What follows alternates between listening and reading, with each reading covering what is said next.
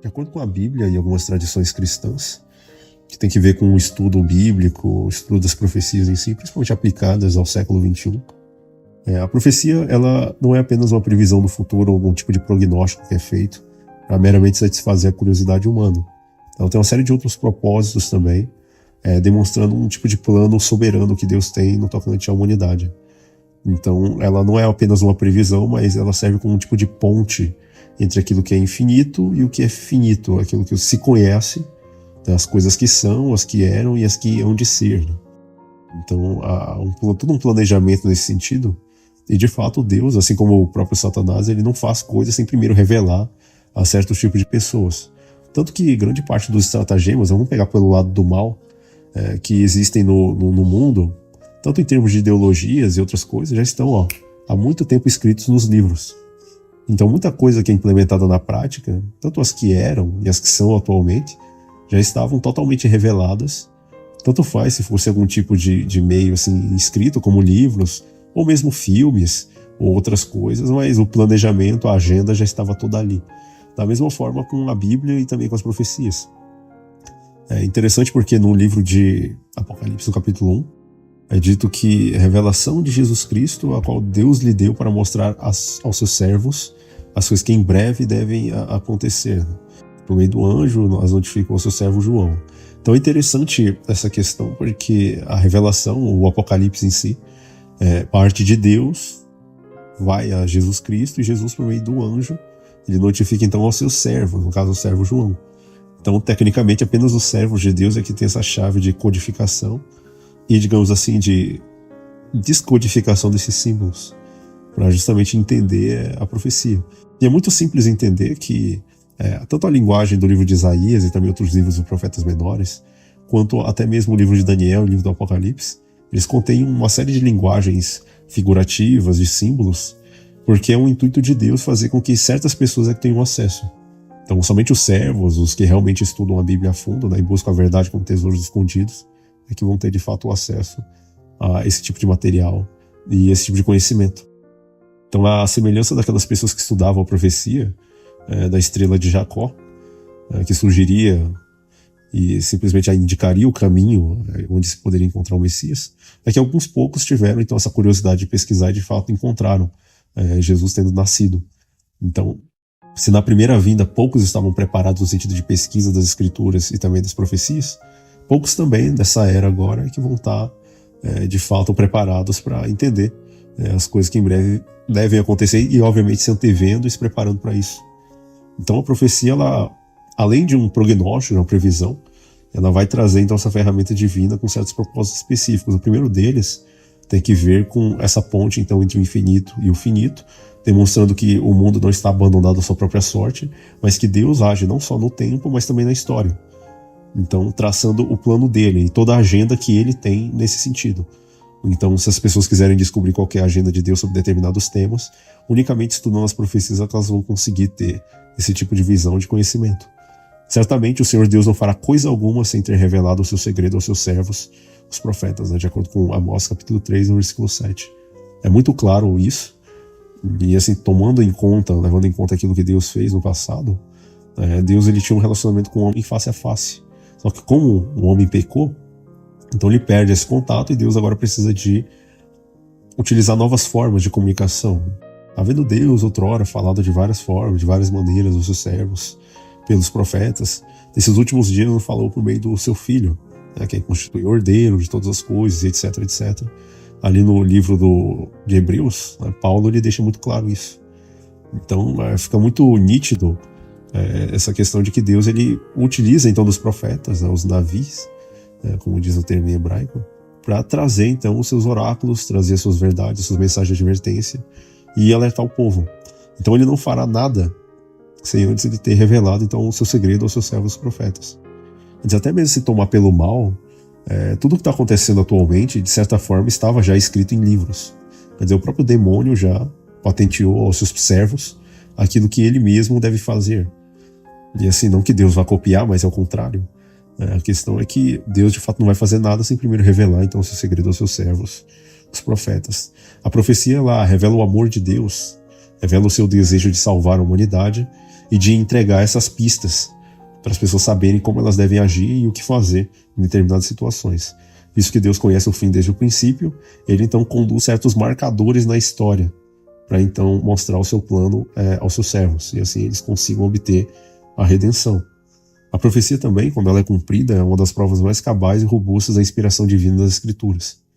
Então o fato de Deus dizer que X vai acontecer, que de fato acontece, como várias outras profecias do livro do Apocalipse já se cumpriram, escurecimento do Sol e da Lua, a queda das estrelas, se não me engano em 1933, na Nova Inglaterra, que deu aquela chuva de meteoritos e tal, o Sol escurecendo, a Lua aparecendo vermelha como sangue, uma série de eventos logo depois daqueles dias, e aí surge então no cenário mundial então a igreja correta com as suas doutrinas bíblicas e ao mesmo tempo Cristo passando do lugar santo para o lugar santíssimo do santuário celestial. Então as profecias cumpridas, Daniel 8,14, muito claro, e ele me disse até 2.300 tardes de manhã o santuário será purificado. Então a partir daquele momento o santuário então viria a ser limpo dos pecados, e por meio da santificação à verdade, os crentes na terra deveriam então agir em conformidade, como que no dia da expiação, antitípico. Então agora eles deveriam preparar o seu caráter por meio da humilhação, do jejum, da prática das boas obras, confiando em Deus de que de fato seus pecados estão sendo perdoados por Cristo em sua ministração no santuário. Então o santuário sendo purificado, e de fato todos esses eventos em si, eles atestam a inspiração também divina das Escrituras. O cumprimento exato das profecias de Daniel e Apocalipse confirma que a Bíblia de fato é a palavra de Deus.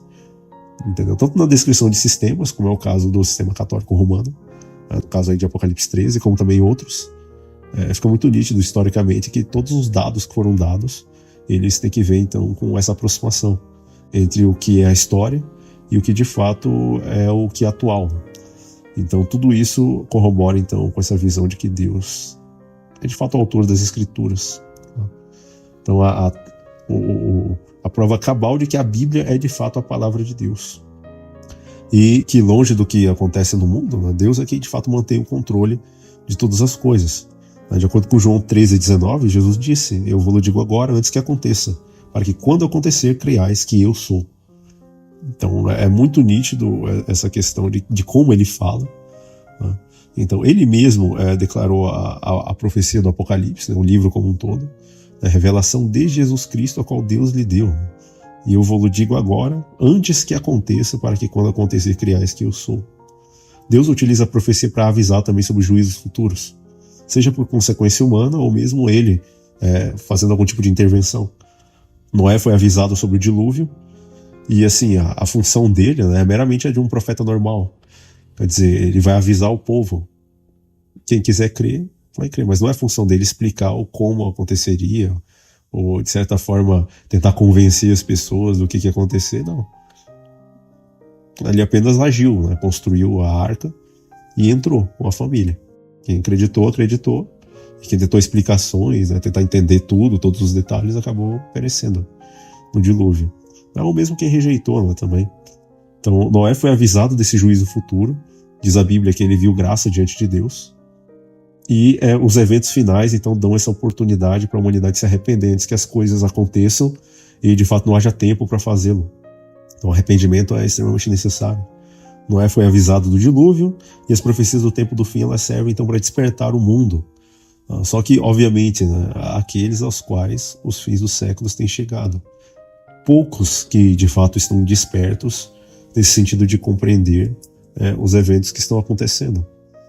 Então é justamente bastante interessante entender esse ponto, essa forma como Deus então lida com as pessoas, lida com o pecado, com os pecadores, com os eventos históricos, e dando a conhecer então aos seus servos aquilo que deve em breve acontecer. Então a profecia ela traz isso. As profecias de Daniel e Apocalipse elas são dadas especificamente para o povo do tempo do fim, para que eles não sejam pegos de surpresa como o ladrão da noite, conforme está escrito em 1 Tessalonicenses 5, versículo 4. As pessoas que não estão despertos, até mesmo no livro de Daniel, diz lá que uma das ações do anticristo, do chifre pequeno, é destruir aqueles que vivem de forma despreocupada, de forma relaxada. Quer dizer, que não estão atentos ao relógio, à agenda divina através das profecias.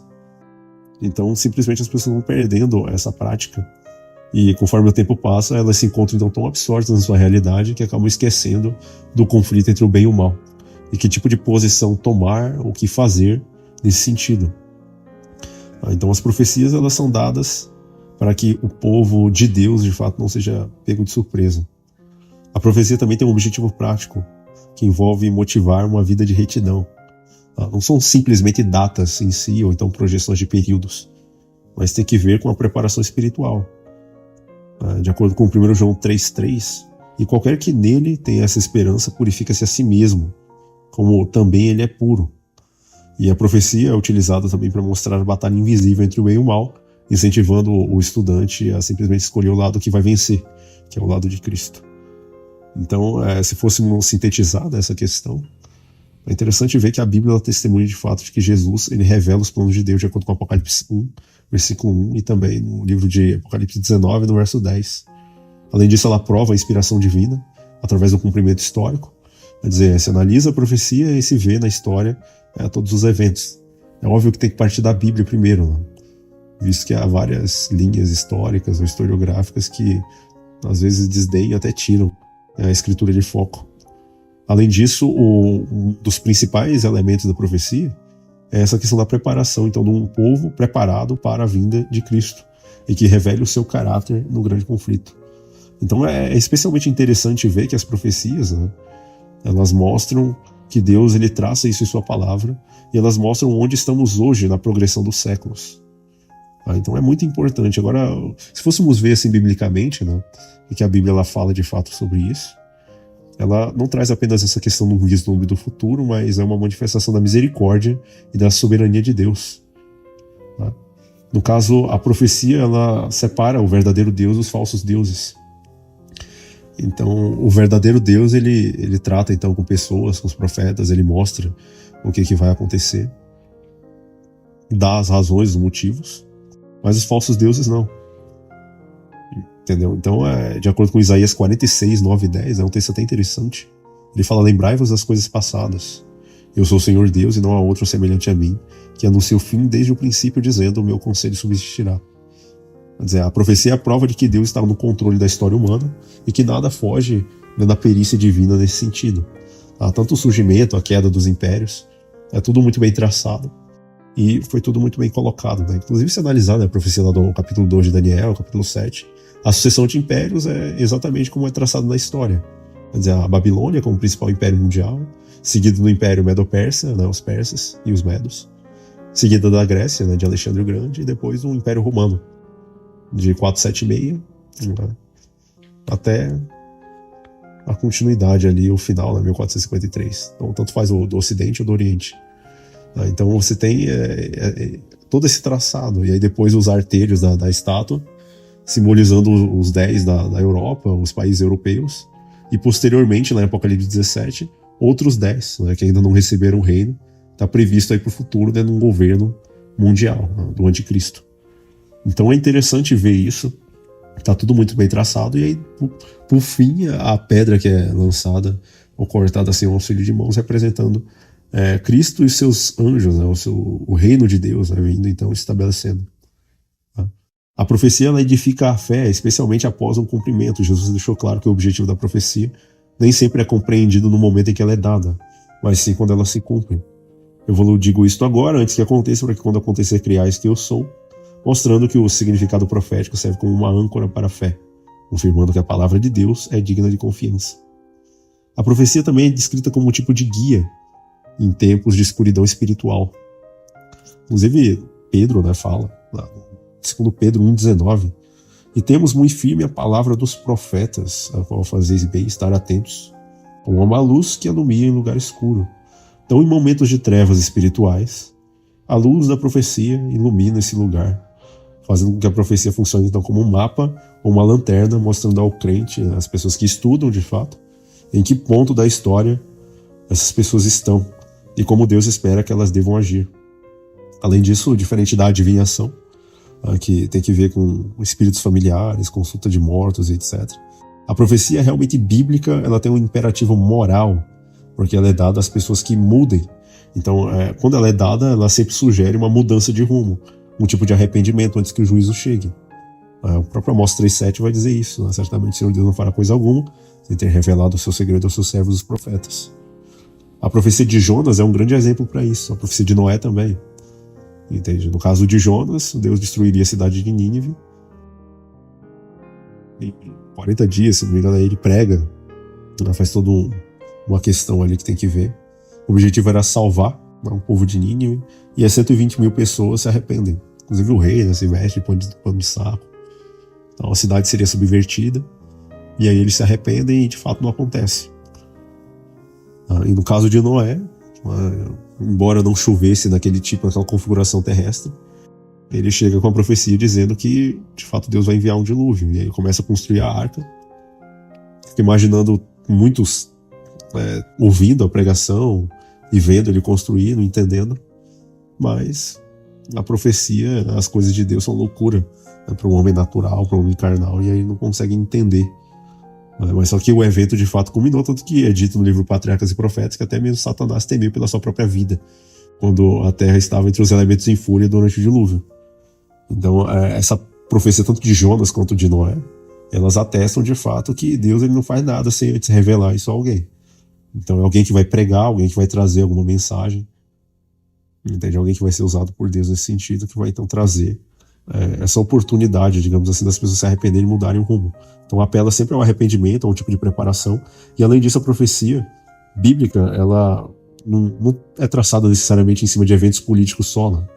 Mas ela mostra a pessoa de Jesus Cristo, o sacrifício, o seu reino futuro, sempre em conexão. E a igreja de Deus, né, que são aqueles que se reúnem entre 2 ou 3, né, como diz em Mateus 18:20, o que guarda os mandamentos de Deus e tem a fé de Jesus. Essas pessoas, elas têm nos últimos dias aí o espírito da profecia, que é o testemunho de Jesus, de acordo com Apocalipse 19, versículo 10. Então a profecia ela faz parte da igreja de Deus, né, dessas pessoas que estão se reunindo nesse sentido de procurar compreender melhor as verdades da Bíblia. Então toda a profecia aponta em última análise para um plano de redenção que é executado por Cristo, porque a profecia, o espírito de profecia é o testemunho de Jesus.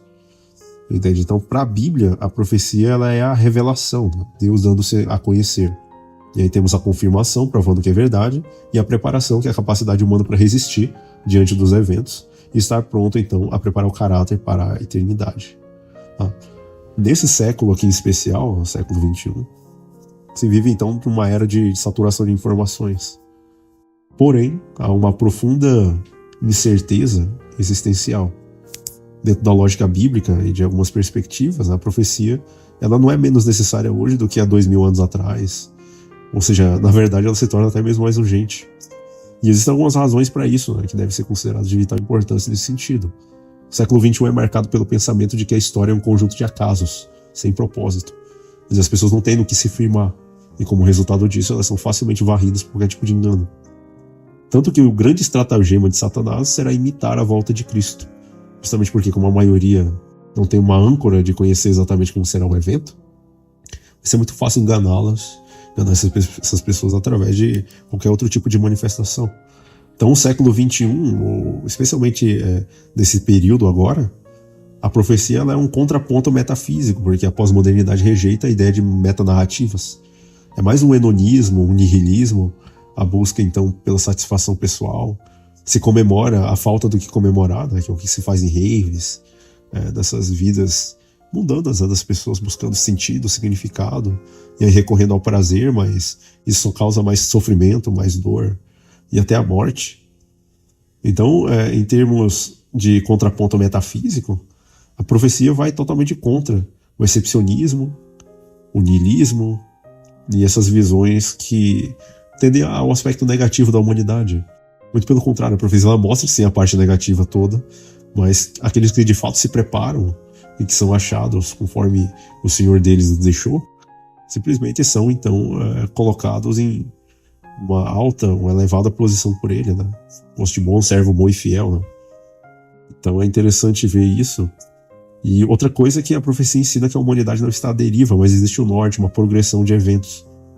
Tá? Para o homem moderno, que exige evidências, o cumprimento de profecias históricas, como a sucessão de impérios de Daniel 2 ou 7, é um convite intelectual à fé. Óbvio que não vai eliminar todas as dúvidas, mesmo porque É necessário um espírito de oração, de entendimento das Escrituras. É muito auxílio de Deus para que não se possa errar dentro da interpretação, porque a interpretação é dada pelo Espírito. Então, de fato, o cumprimento das profecias de forma histórica, ele é um convite intelectual, mas não vai tirar necessariamente todas as dúvidas. O máximo que vai conseguir é mostrar que há um padrão por trás do caos. E um padrão determinado, que vai seguir uma certa lógica, e se a pessoa aprender isso e se preparar para os eventos, está tudo ok. Além disso, a profecia ela trata então da questão da ansiedade global. Se vive sobre sombras de crises climáticas, tensões nucleares, instabilidade de guerras, economia. E aí a profecia vai atuar como um tipo de sinalizador e também estabilizador. Mas Jesus Cristo disse: ouvireis falar de guerras e rumores de guerras, mas não vos assusteis. Não passa de princípios de dores isso aí.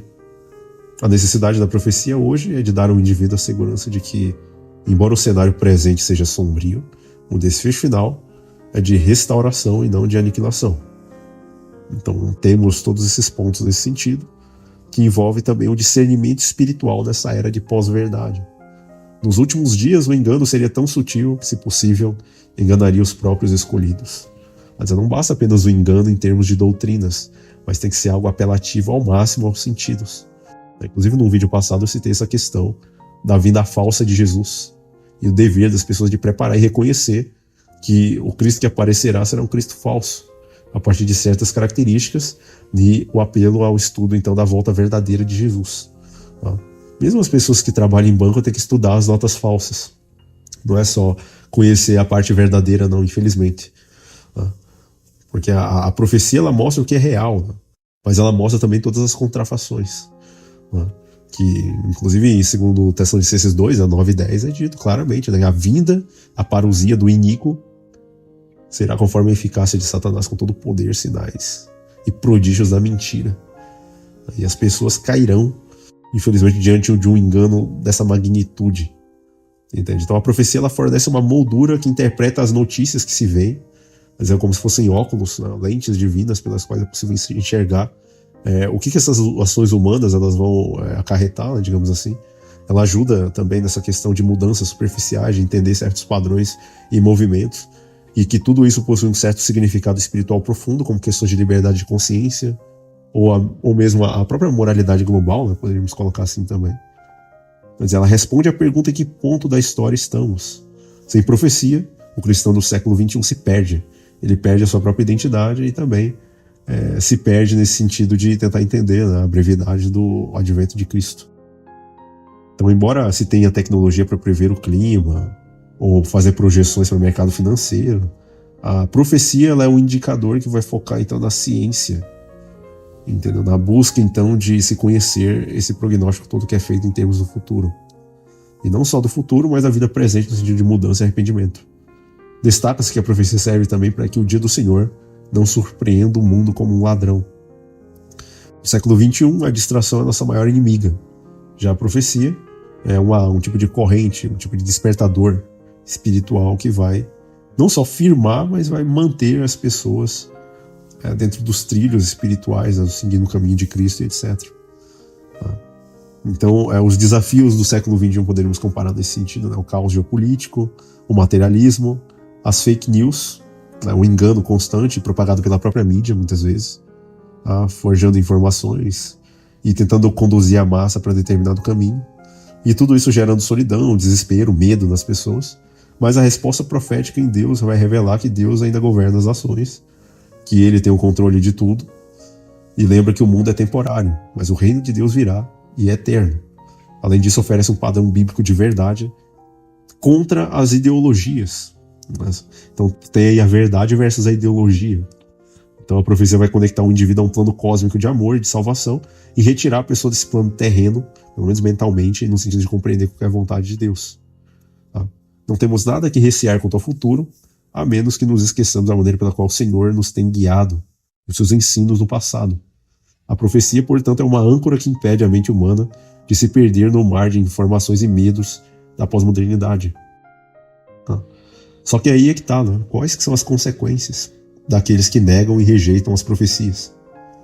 Visto que, ao desprezar as profecias, Muitas vezes as pessoas a têm como um tipo de opinião diferente. Tudo isso traz escolhas que trazem consequências espirituais e práticas muito severas. E a Bíblia apresenta então a profecia como um mecanismo de segurança.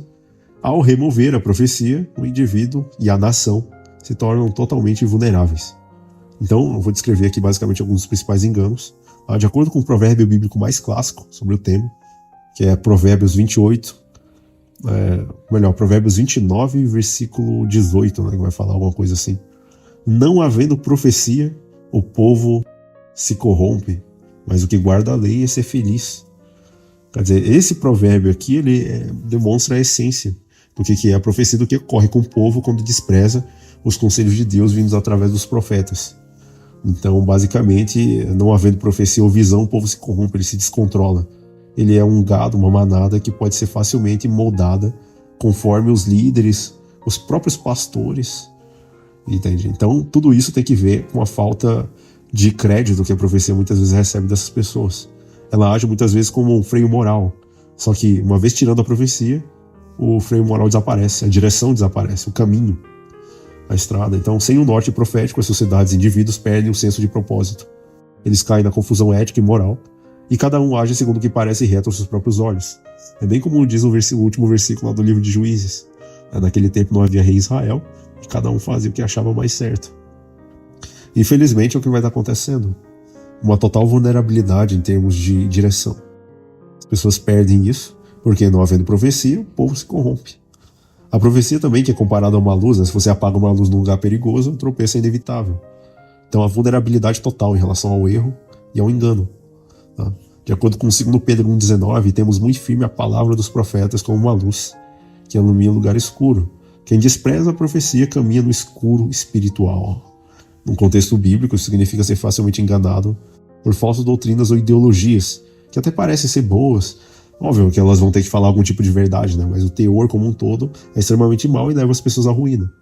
Então, ao invés de firmar-se na palavra de Deus, nas profecias, o povo prefere as ideologias do governo ou qualquer outro tipo de ideia filosófica que distancie as pessoas de Deus. E com isso elas cavam sua própria cova, sem direção, sem luz, não há necessariamente o que fazer, não é? Mesmo para aqueles que alertam, não, que tentam fazer alguma coisa nesse sentido. Quem despreza caminha no escuro total. Isso significa ser facilmente enganado. E, obviamente, é ruína. Na estrutura bíblica, o profeta, ele é só um mensageiro. E, curiosamente, as pessoas, elas tendem, ao invés de tentar rebater a profecia como um elemento teórico, ou argumentos que tem que ver com essa parte, eles tentam atacar o mensageiro. Entendeu? É complicado isso. O profeta, ele é só um mensageiro de Deus. Mas a mensagem vem de quem? Vem do próprio Deus. Rejeitar a profecia, portanto, tendo como um raciocínio de extensão, rejeitar então a profecia é rejeitar a autoridade de quem enviou o profeta. Não é o servo maior que seu senhor. Então, aquele que está negando o profeta, nega o detentor da mensagem, que é o próprio Cristo. Entende? Quando o povo rejeitava os profetas ou matava os profetas no passado, Deus interpretava como um tipo de rejeição direta a ele, de acordo aí com 2 Crônicas 36, versículo 15 e 16. Então, uma pessoa que não é rejeitar assim no sentido de ouvir, não, mas é no sentido de pelo menos tentar comparar os escritos àquilo que está colocado, para ver se de fato na Bíblia é assim. Entende? As pessoas rejeitam fazer isso, elas até ouvem, mas a semelhança da parábola do semeador, aquilo é arrebatado pelo inimigo, né? Ela até se conforta, ou então tenta entender, né? Salva um despertamento momentâneo ali, mas logo logo as verdades são arrebatadas do coração se ela não mantém firme aquilo, o propósito de procurar estudar, de entender. Tá? Então o profeta é só um mensageiro. Rejeitar a profecia é rejeitar o próprio Deus, que traz então a mensagem através do profeta. Quando o povo rejeitava os profetas, Deus interpretava como uma rejeição direta a ele. Pelo que o Senhor, o Deus de seus pais, enviou-lhes os seus mensageiros, mas eles zombavam dos mensageiros de Deus, desprezavam as suas palavras, até que o furor do Senhor subiu contra o seu povo e não houve mais remédio. Além disso, a perda da proteção divina e o silêncio de Deus são consequências inevitáveis da rejeição da profecia. Além disso, a Bíblia enfatiza que Deus avisa antes de agir. Ao desprezar o aviso que impede o evento, a pessoa impede a própria salvação de quem ouve. Então, ao receber uma profecia ou um certo entendimento, se isso não for falado, e as pessoas se perderem por negligência, de quem que vai ser cobrado? Do profeta. Se vindo a espada e o atalaia não avisar e as pessoas morrerem, o sangue dela será sobre a sua cabeça. Talvez seja por isso que Paulo dizia: ai de mim se não pregar o evangelho, porque é uma tremenda responsabilidade lidar com esses assuntos, porque a vida das pessoas, né, eterna, está em jogo. Se elas aceitam a mensagem, ok, mas se elas rejeitam, não há outro caminho a seguir senão a própria morte, né, por escolha da própria pessoa. Não é porque Deus vai lá e mata, porque ele é o autor da vida. Não tem como estar desconectado da tomada elétrica e esperar que a coisa funcione. Não vai funcionar. Entende? Então é muito importante essa questão de entender que a Bíblia, a profecia, né, ela enfatiza que Deus avisa antes de agir. Então, ao desprezar o aviso, não se impede o evento continua. O que impede é a salvação de quem ouve. Jesus comparou o tempo do fim ao dia de Noé. O povo daquela época não percebeu, rejeitou a profecia de Noé, até que o dilúvio matou a todos. Então Deus avisou: vou mandar uma chuva. Noé pregou, não fala para eles que vai ser assim. E o que eles fizeram? Comiam e bebiam e se levantavam para se divertir. Infelizmente, curiosamente, né, quando se analisa assim, a história de Noé, depois de ter entrado na arca e o anjo ter fechado a porta, ficou, se não me engano, uns 7 ou 8 dias, mais ou menos, até começar a cair as primeiras gotas do dilúvio, para testar os que estavam ainda dentro da arca, porque a pessoa poderia pular fora. Mas só que não, eles permaneceram ali todos os dias, até que as águas começaram a cair. Não tinha como abrir a porta, porque Deus fechou ela pelo lado de fora, né, através dos seus anjos. Então já era tarde demais. O fato deles desprezarem então a profecia não impediu o evento, mas impediu a própria salvação deles. Tá? Então qual que é a consequência disso? A pessoa, de acordo com o 1 Tessalonicenses 5:2 até o 4, ela pode ser pega pelo ladrão de noite. Para os que guardam a profecia, o dia não surpreende. É só mais um evento corriqueiro que ele já sabia que aconteceria e, portanto, se preparou. É como se Deus avisasse que o ladrão vai te roubar hoje à noite, por exemplo. E aí você tem condições de mudar suas ações para que não acontecer. Ou pelo menos se acontecer, você esteja preparado para o que vai enfrentar. Então desprezar a profecia, ela apaga, infelizmente, a influência do Espírito Santo. É interessante porque muitos movimentos religiosos, eles dão tanta ênfase no Espírito Santo, né, os dons e tal. Só que, curiosamente, essas pessoas não têm necessariamente o dom de profecia. Porque é inclusive dito no Novo Testamento, lá em 1 Tessalonicenses 5, 19 e 20, não extingais o Espírito e não desprezeis as profecias. Quer dizer, ele vincula o Espírito à profecia. Então desprezar a profecia apaga a influência do Espírito Santo na vida do crente. Qual que é o resultado? A mente fica cauterizada e ocorre uma total insensibilidade espiritual e frieza de fé. Quer dizer, é o puro formalismo, né, que se encontra. Desprezar o aviso envolve ignorar a luz, zombar do mensageiro e viver sem uma visão correta sobre os eventos, né, os marcadores que são apontados profeticamente. Qual que é a consequência bíblica? A pessoa fica totalmente desprotegida contra o perigo anunciado, tropeça em erros que não deveriam tropeçar e cai em enganos muito sutis, acaba cortando a comunicação com Deus, e a corrupção moral e perda do autodomínio são meras consequências. De acordo com 2 Coríntios, ou melhor, 2 Crônicas, né? Vai estar em 2 Crônicas 20:20. Crede no Senhor vosso Deus, estareis seguros. Crede nos seus profetas e prosperareis. Ou seja, o inverso também é verdadeiro. Né? Se você não crê em Deus, não vai estar seguro.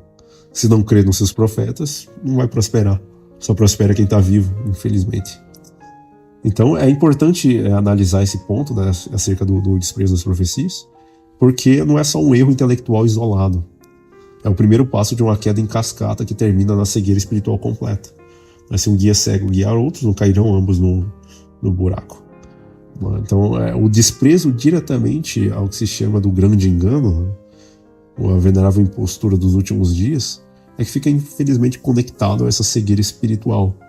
Então temos uma metáfora de uma escada, um caminho iluminado, que simplesmente descreve que o povo de Deus está caminhando então em um sendeiro, digamos assim, bem estreito. E a luz é a profecia, o clamor. Aí simplesmente tudo isso vai brilhando atrás das pessoas. Então aqueles que desprezam a luz da profecia perdem o foco sobre onde eles estão pisando. E aí, como consequência, eles caem no caminho. A luz atrás deles se apaga, deixando-lhes os pés em trevas. Eles tropeçam e caem para baixo, que representa então um mundo tenebroso e perverso. Isso aqui é mais uma metáfora tirada lá do escrito de Ellen White, né? Que é bem parecido. Tá? Tens um caminho que é iluminado pelo próprio Jesus Cristo, né? Que seria o povo que caminha ali. Lembrando que o caminho é muito acima da terra, porque os que estão na terra já estão perdidos automaticamente. E aí o povo do advento sobe, vai por esse caminho, só que tem uma série de obstáculos nele, né? E cada vez mais o caminho vai se tornando mais estreito. A profecia vai guiando o povo e brilhando atrás deles, iluminando o caminho para que eles não tropecem nos erros, nos enganos. E o que acontece é que aqueles que desprezam a luz perdem então o foco do local onde eles pisam, então caem no caminho, tropeçam. Os enganos sutis, né, que não deveriam pegá-los, acabam fazendo com que eles então acabem se estremecendo e caindo no caminho e simplesmente caem no mundo tenebroso e perverso. A mente humana não tolera vácuo de crença. Se a pessoa rejeita a advertência profética, como assim diz o Senhor, a pessoa fatalmente aceita a contrafação falsificada. Então isso é muito nítido, não tem vácuo de crença. Entendeu? Não adianta, que nem até colocaram nos comentários, né? Assim, será que o fato de falar, de crer em Deus, não é continuar na matrix religiosa? Na verdade, descrer disso é simplesmente entrar numa outro tipo de matrix, porque a contrafação ela existe. E realmente o cérebro ele não comporta um vácuo de crenças. Se alguma coisa sai, outra tem que entrar. Entende? Então é natural isso. E se não estamos com Deus, com quem estamos? Né? Para quem iremos, Senhor? Só tu tens as palavras da vida eterna. Né? Foi o que Pedro falou. Se só ele tem, então é esse o caminho.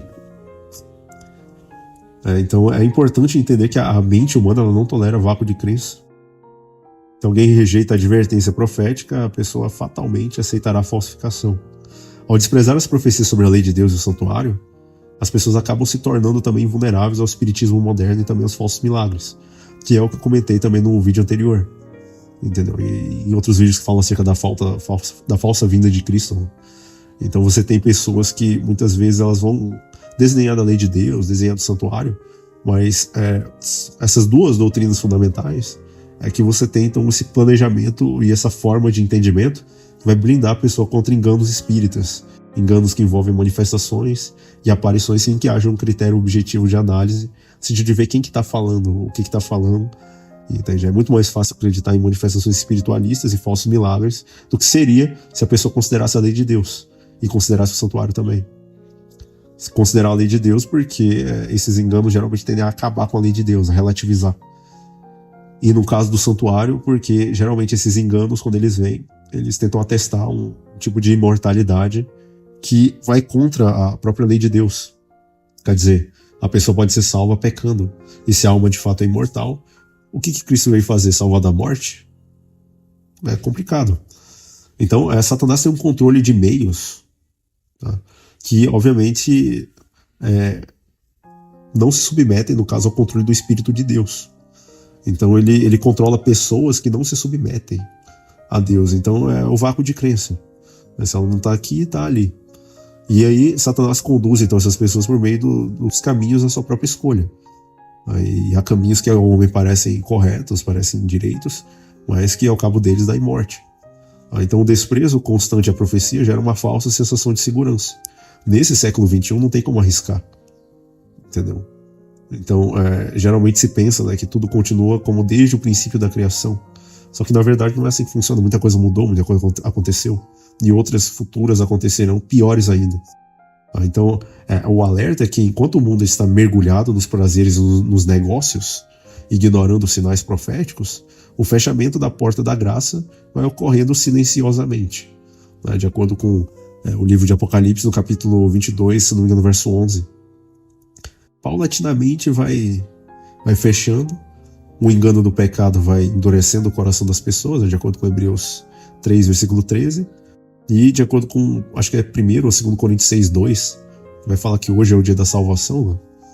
As pessoas vão perdendo a sua oportunidade diária, tanto de arrependimento, de viver uma nova condição de vida.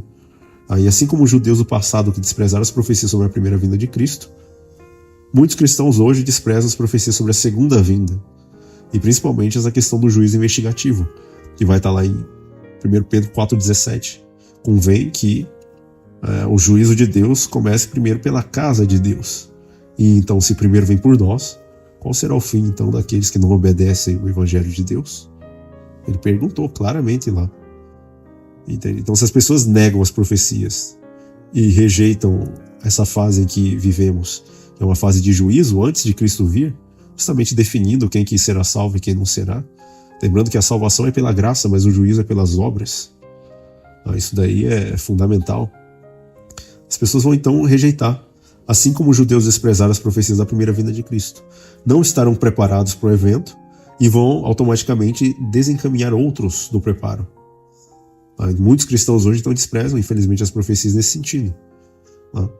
E, infelizmente, vão ser pesados na balança e achados em falta. Segundo os elementos que se estudam, nesse sentido da profecia, o desprezo sistemático delas permite a união da pessoa com forças das trevas. Está lá em Apocalipse 16, que vi 3 espíritos imundos semelhantes a rãs, que se dirigem aos reis da terra. E óbvio que esses reis não vão ficar sozinhos, vão ter que trazer os seus súditos para a batalha do grande dia. Os espíritos demoníacos, 3 espíritos imundos semelhantes a rãs, simbolizando aí a autoridade papal, o protestantismo que se voltou para Roma de novo, um protestantismo de nome, mas que é católico no DNA, e o próprio espiritismo, que é a manifestação clara daquilo que o próprio Satanás disse a Eva ali na floresta, no jardim do Éden: mas certamente não morrerás. Então ele vai aparecer e se manifestar os seus sinais que confirmam os seus erros anteriores. Então o milagre ele vai servir para provar aquilo que de fato ocorreu, os erros do passado nesse sentido. A manifestação desses sinais confirma os erros anteriores de Satanás. Então o que acontece? Quando a pessoa despreza as profecias, sistematicamente, ela permite então a sua união própria com forças demoníacas das trevas. Inclusive lá em Apocalipse 16 diz que esses espíritos são operadores de sinais e prodígios. Então 3 espíritos imundos semelhantes a rãs: o papado, o protestantismo atual, que infelizmente é católico, nesse sentido de aceitar as crenças principais católicas, e o espiritismo, o espiritualismo moderno, vindo através dessas aparições dos mortos, os anjos de luz, ou então seres espirituais que vieram, entre aspas, para ajudar o ser humano, magia branca, magia negra, é uma série de elementos esotéricos. Então ali simplesmente vai ludibriar as pessoas e levar elas a aceitar enganos passados, operados pelo mesmo poder. Agora é um ponto principal, no caso da profecia, que ela mantém a igreja desperta, no caso os servos de Deus despertos. Sem profecia, a igreja se torna uma instituição social sem poder espiritual. O desprezo, por exemplo, da profecia de Daniel 7 e 8, sobre a mudança da lei e também do santuário, permite historicamente a entrada de vários erros teológicos no cristianismo, como, por exemplo, a própria imortalidade da alma, a crença no domingo como sendo o dia de Deus, quando no paganismo era o venerável dia do sol, o tal do Natalis Solis Invictus, o Deus que se adorava, inclusive nos templos judaicos, quando havia apostasia do povo, de acordo com Ezequiel 9, eles se viravam para o sol, para adorar o sol, simbolizando que mesmo dentro da igreja que se diz verdadeira, lá dentro os próprios líderes adoram o sol, simbolizado no primeiro dia da semana. Agora, o curioso é que sem a profecia a igreja então se torna essa instituição, um clube social. E essa rejeição dessas profecias leva então à entrada de vários erros teológicos nesse sentido, então, das pessoas buscarem estar, infelizmente, abraçando esses erros. Então, assim, dentro dessas questões todas, a profecia ela vai muito além então de uma previsão mera do futuro. Ela vai revelar várias coisas, o caráter de Deus, busca edificar a fé e a confiança, a preparação também, o alerta, a transformação da vida e a busca pela santidade. Ela revela a soberania de Deus perante a história, edifica a fé dos crentes. Apela também para o arrependimento e a preparação do povo. Além disso, ela combate esses enganos modernos, que tem que ver com o niilismo, o evolucionismo, uma série de outras coisas. Um antídoto para a ansiedade global e procura então um discernimento nessa era de pós-verdade. Então a profecia tem uma série de funções, né, que devem ser levadas em conta nesse sentido, para então a pessoa passar a entender de fato o que acontece. Então é extremamente necessário ver esses pontos.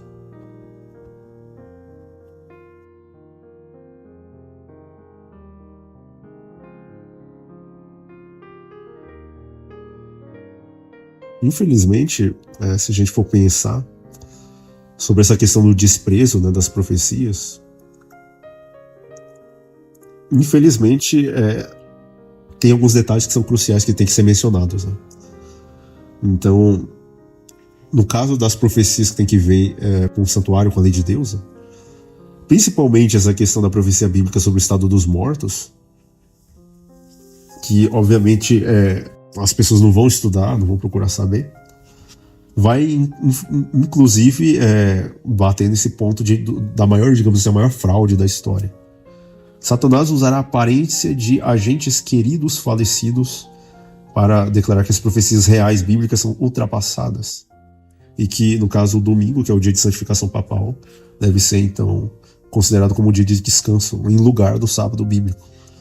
Quem não estiver, de fato, ancorado na profecia bíblica, na lei de Deus, vai ceder a esse engano por causa do apelo físico, do apelo emocional, do apelo sensorial, que vai ser máximo nessa questão então de Satanás utilizar inclusive a aparência de queridos falecidos para declarar essas profecias e fazer com que as pessoas neguem elas, né, todas elas. Quem não tiver ancorado de fato na Bíblia vai acreditar em quem está falando como se fossem mensageiros celestiais, quando na verdade são demônios personificados. Então a profecia ela aponta para uma união. Vi 3 espíritos imundos semelhantes a rãs, né? A união do catolicismo e do protestantismo mais do espiritismo juntos. Ignorando Apocalipse 13, os cristãos buscarão uma unidade a qualquer custo, a tanto que os espíritos imundos se dirigem aos reis, né? Aos líderes mundiais, os líderes estatais que estão em conluio com as lideranças políticas e religiosas de cada nação. E o resultado final é esse, a unidade a qualquer custo, a unidade em prol do bem comum, a unidade na diversidade, mas nada na verdade. E tudo para resolver problemas sociais que eles mesmos criaram. Entendeu? Problemas econômicos, problemas circunstanciais, ações antrópicas ao meio ambiente. Então o sistema procurará, né, no caso, soluções para os problemas que eles mesmos criaram, só que são soluções que não são soluções. Tem um afastamento completo da verdade. A união resultará em pressão então sobre o Estado para impor leis religiosas, como no caso da lei do domingo, ou as leis dominicais, leis azuis, né, como queiram chamar. Todos acreditando que estão fazendo a vontade de Deus, quando na verdade eles estão cumprindo a profecia da besta, que eles recusaram estudar. Estarão entrando em uma das bestas, ou fazendo parte da segunda besta ou da primeira, ou então trabalhando em conluio com algum dos espíritos demoníacos de Apocalipse 16. Aqui tem que ver muito mais com esses aspectos ideológicos e de crenças. Os espíritos de demônios semelhantes a rãs, que operam sinais e prodígios para enganar, se possível for, os próprios eleitos. Uma união que resulta da pressão então sobre o Estado. Ao ignorar então Apocalipse 13, os cristãos buscarão a unidade a qualquer custo para resolver problemas sociais e morais, promulgando suas leis religiosas, acreditando fazer a vontade de Deus quando cumpre então as profecias de forma negativa. O pior de tudo da profecia é que se tu não tá do lado, tu tá do outro. Entendeu? Tanto é que Jesus mesmo dizia, né, eis que eu vos envio como ovelhas entre os lobos, sede portanto simples como as pombas, mas prudentes como as serpentes. Porque ele sabia de fato que se as pessoas rejeitam esse tipo de mensagem, ou essas mensagens como um todo, elas se convertem automaticamente em inimigos da Matrix. E aí é a perseguição completa. Entende? Quer dizer, poucas pessoas despertas em relação a um todo plugado na Matrix que vai persegui-los. E o foco do governo central é a eliminação total desses que viram o sistema e conseguem transitar por ele. Então é interessante ver isso, essa questão então da busca do apoio civil, né, do Estado, para levar então ao cabo os desígnios religiosos. Quer dizer, o próprio povo vai clamar aos seus líderes, por mais corruptos que eles sejam, a promulgar leis a favor de determinados movimentos que são contrários à profecia. E aí o ápice do engano detalhado, né? Antes da vinda real de Jesus, Satanás aparece em vários lugares como um ser majestoso e de brilho deslumbrante, afirmando ser ele o Cristo. Abençoando o povo, curará enfermos e dirá então que o sábado mudou para o domingo, que ele mudou, porque ele é o Cristo, é o anticristo. Não é aquele que está contra Cristo, não, está no lugar de. Tá? Esse é o grande truque. E a profecia bíblica vai ser a única defesa, mesmo que muitos dos crentes não tenham acesso à Escritura. Como diz lá em Amós 8:11, eis que vem dias, diz o Senhor, que enviarei não fome de pão e nem sede de água, mas de ouvir as palavras do Senhor. Andarão de mar a mar, do norte até o oriente, procurando as palavras do Senhor, e não a acharão. Então, antes da vinda de Jesus, muitas pessoas vão perder o acesso à Escritura, e aí tem que ter de cabeça. Tem que ter o conhecimento, né? Tem que ter conteúdo. Apenas aqueles que conhecem firmemente a profecia, a maneira certa da vinda de Cristo, que ele não toca a terra, mas vem com as nuvens, todo olho verá, que ele vem acompanhado de todos os anjos, ele vem com a glória de seu Pai, que os mortos em Cristo são ressuscitados primeiro, depois nós, os vivos, somos transformados e arrebatados para o encontro do Senhor nos ares. Então todas essas verdades, e muitas outras mais, né, que tem lá o estudo sobre a volta de Jesus, vai levar as pessoas então a não serem enganadas, mas aqueles que rejeitam serão enganados. Entende? Então a falsa vinda de Cristo acontecerá. E sem profecia, o povo naturalmente vai se corromper, vai aceitar a vinda falsa de Jesus, aceitando então Satanás aparentando Cristo. Quer dizer, a vinda do iníquo, a parousia do iníquo, conforme a eficácia de Satanás com todo o poder, sinais e prodígios da mentira. Então é interessante ver esses pontos, né? Infelizmente, sem as profecias, o desprezo dela na profecia em si leva à perseguição quando uma maioria despreza a luz profética, ela passa a considerar aqueles que a seguem como fanáticos, causadores de divisões. Então pode esperar ser perseguido, porque aqueles que realmente seguem as profecias, eles são tidos como fanáticos mesmo, fundamentalistas, loucos, né? Que nem até mesmo na igreja, né, que eu estava frequentando um pastor lá, não, porque são um bando de doidos fanáticos, né? Como é que o cara vai sair da cidade e ir pro campo? Entendeu? Se nós temos que evangelizar nas cidades. Só que se for observar, o cara não quer saber o evangelismo vai acontecer de alguma maneira dentro das cidades, mas ele está obedecendo a ordem de Cristo, que é pegar as trouxinhas e cair fora, se preparando de fato porque as cidades são alvos. Tem um vídeo lá que eu coloquei aí da fuga das cidades. Então tem que sair fora. Antes que as coisas piorem. Quer dizer, uma parada de caminhoneiros aí e o sistema todo da cidade já era esse castelinho de cartas. Tá? As pessoas vão... Acho que dinheiro físico resolve tudo, que dinheiro digital resolve tudo. Não, vai comprar alimento com o quê? Se não tem. Entendeu? Como é que vai chegar? Quer dizer, esse sistema de produção em massa que serve a essa indústria alimentícia, tudo isso não passa de uma ilusão. Porque no fim elas estão comendo e bebendo para sua própria destruição e elas ficam dependentes desse sistema a ponto de se parar, de fato, como vai acontecer. Elas não vão ter o que comer. E fora também, qualquer hora o governo pode dar um jeito de queimar tokens de carteiras. Estão aí em fase de testes as CBDCs. Quer dizer, nunca antes na história da humanidade se pensou em inspirar dinheiro. Entende? Mas, infelizmente, vai acontecer. Tá? De uma forma ou de outra. Aí nem precisa disso, né? Porque o sistema está muito bem montado também para, inclusive, coagir as pessoas via força física estatal. A coerção, então, policial e etc. Então é interessante esses pontos, mas trazem um certo alerta. Então, de fato, a perseguição vai ser inevitável. A maioria que despreza a luz profética considera aqueles que a seguem como fanáticos ou causadores de divisões. Os que guardam a profecia serão culpados por calamidades do mundo. Assim como Elias foi considerado o tal perturbador de Israel. Quando, na verdade, foram os líderes, né, a igreja, no caso representado por Acabe, né, incitada por Jezabel, que levou o povo àquela desgraça pela adoração ao falso Deus. E Elias, o profeta, manteve-se firme. E por 3 anos não choveu. Entendeu? E foi culpado da calamidade, quer dizer, culpa dele. Entendeu? Só que no Monte Carmelo ficou provado ali quem era o Deus verdadeiro, e todos os 850 profetas falsos foram mortos.